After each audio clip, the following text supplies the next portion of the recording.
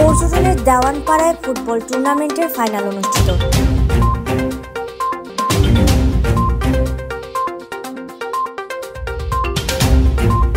পর্যটনের দেওয়ানপাড়ায় ফুটবল টুর্নামেন্টের ফাইনাল খেলা অনুষ্ঠিত হয়েছে। খেলায় শেখ রাসেল স্পোর্টিং ক্লাবকে হারিয়ে চ্যাম্পিয়ন হয়েছে নজির স্মৃতি।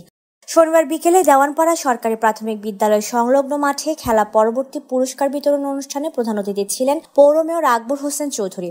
টুর্নামেন্ট পরিচালনা কমিটির আহ্বায়ক রেজাউল করিমের সভাপতিত্ব ও সদস্য সচিব মোহাম্মদ ইব্রাহিম হোসেন বাবুর সঞ্চালনায় অনুষ্ঠানে বিশিষ্ট মুন্সি আব্দুর রউফ স্মৃতি সংসদের সাধারণ সম্পাদক মোহাম্মদ ইয়াসিন রুবেল ও বিশিষ্ট ব্যবসায়ী আব্দুল করিম সহ স্থানীয় গণ্যমান্য ব্যক্তিবর্গ উপস্থিত ছিলেন। খেলায় প্রথমার্ধে 1 গোলে এগিয়ে থেকে বিরতিতে যায় শেখ রাসেল স্পোর্টিং ক্লাব। দ্বিতীয়ার্ধে নজির স্মৃতি গোল পরিশোধ করলেও কোনো দলই আর গোল করতে না পারায় খেলা গড়ায় টাইব্রেকারে 3-1 গোলের ব্যবধানে শেখ রাসেল স্পোর্টিং ক্লাবকে হারিয়ে চ্যাম্পিয়ন হয় নজির স্মৃতি। পরে অতিথিরা চ্যাম্পিয়ন ও রানার্স আপ দলের খেলোয়াড়দের হাতে পুরস্কার তুলে দেন। Desk report, CHT TV।